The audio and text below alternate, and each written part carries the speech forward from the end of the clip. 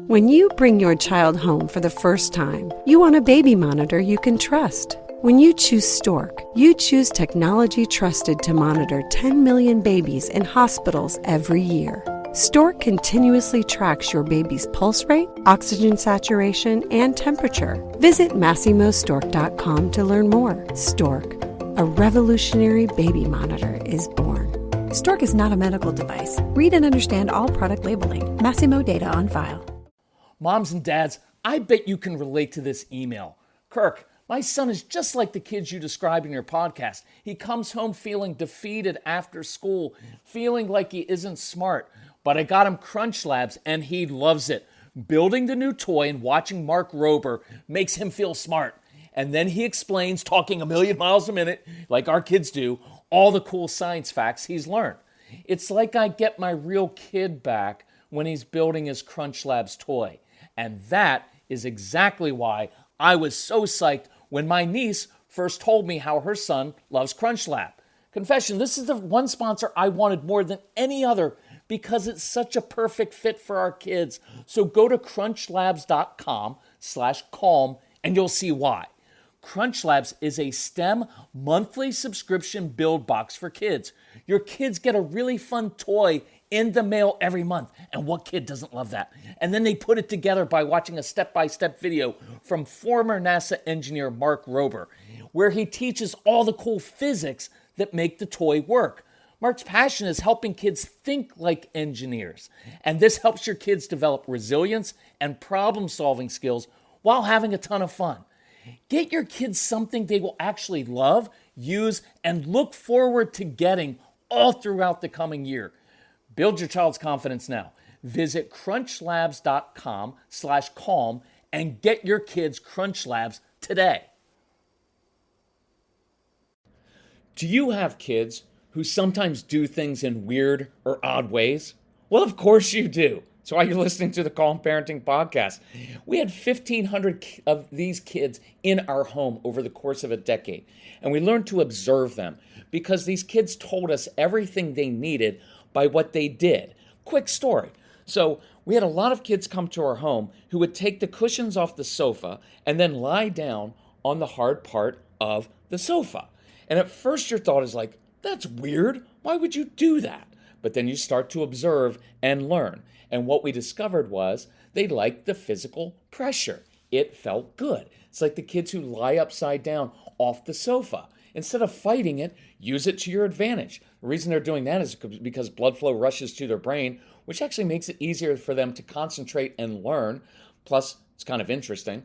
And some of them have a vestibular need. So we started doing math homework with kids while we're laying upside down. We had awesome discussions with them like that. We have kids who spin, right? And so instead of getting all upset about it, you quiz them on vocabulary words while they're spinning, and it works awesome. So we had these kids on the sofa. And so 3 quick things that I learned from these kids just by observing them. 1, sleep issues.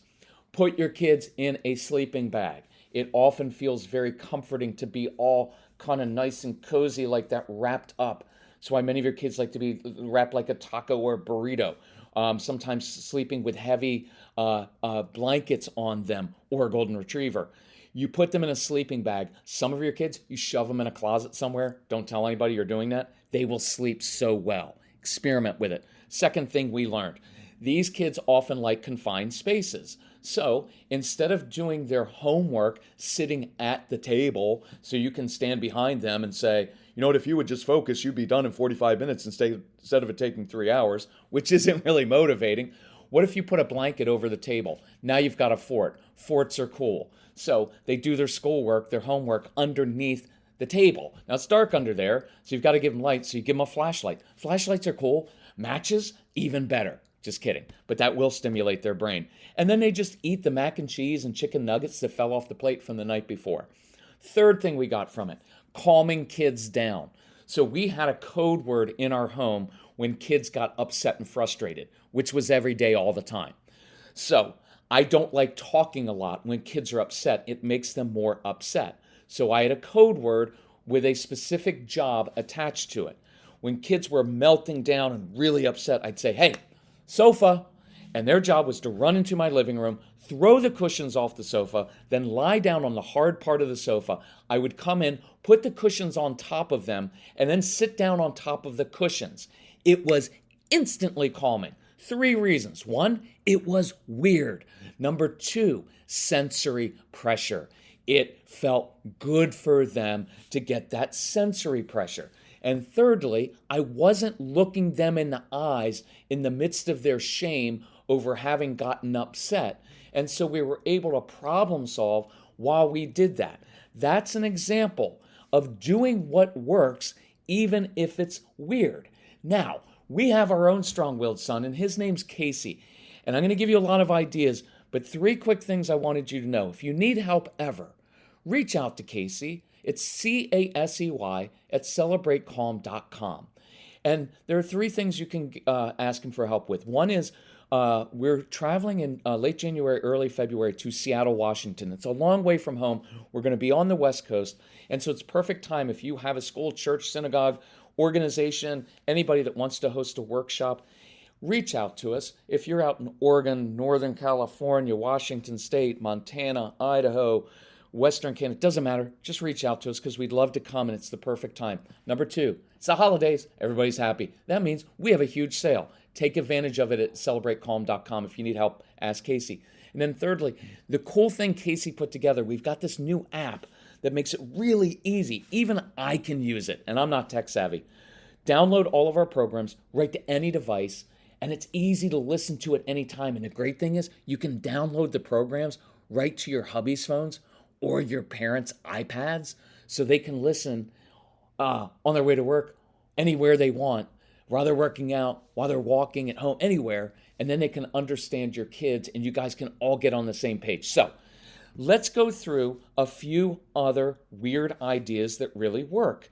Look, many of our kids don't like getting up in the morning because here's what morning sounds like. Hey, come on. Get ready. I'm going to badger you to get ready and do the 5 things you least want to do early in the morning. Get up, get dressed, eat, brush your hair, brush your teeth, and then go to that place where you're on red on the behavior chart all the time and don't have many friends. Ready to go? Of course they're not. So they don't want to get out of bed and they feel and resist all of our anxiety. Some of your kids have anxiety about school and some of them just don't like getting up.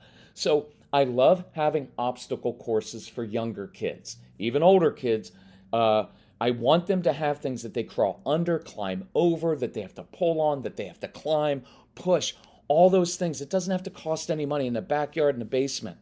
Have that. So imagine that tomorrow morning you walked into your child's room, especially younger kids, and said, hey, guess where I hid your breakfast? Outside in the obstacle course. Bet you can't find it in the next 7 minutes. Hide their breakfast, put it outside.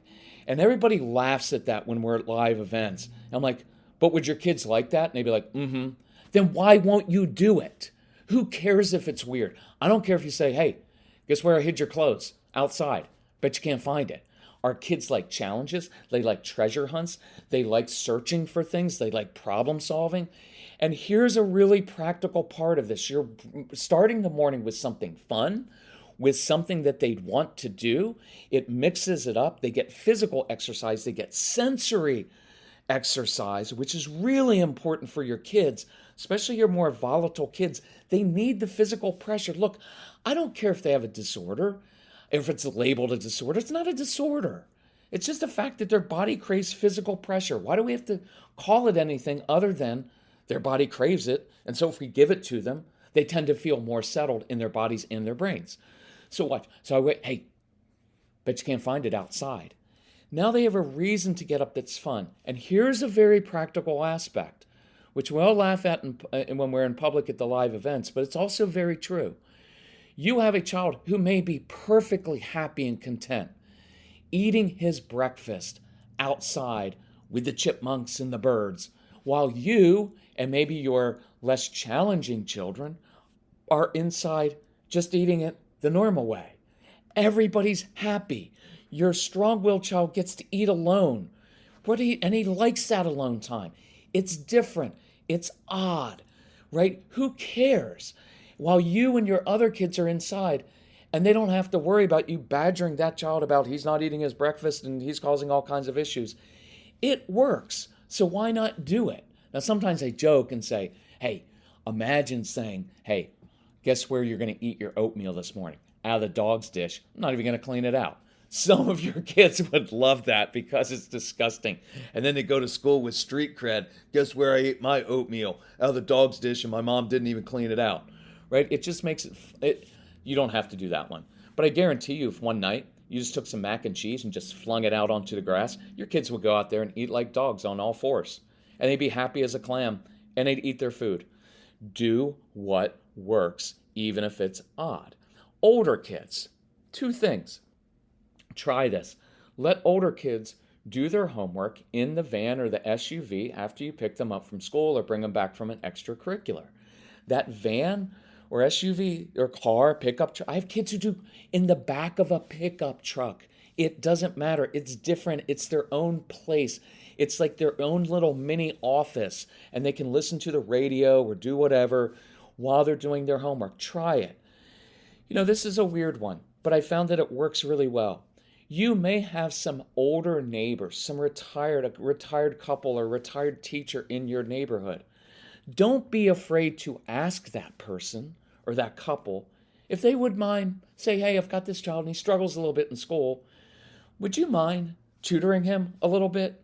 Because I think he'd really respond to you. And you know what? You're going to think like, well, I don't want to bother them. Let me switch it around on you. You're doing them a favor. There's older people who have a lifetime of wisdom that they want to give, and they often love kids, including the strong-willed kids, because strong-willed kids are filled with energy. And I know this from watching my mom as she got older. She missed the energy and vitality that kids brought into the home.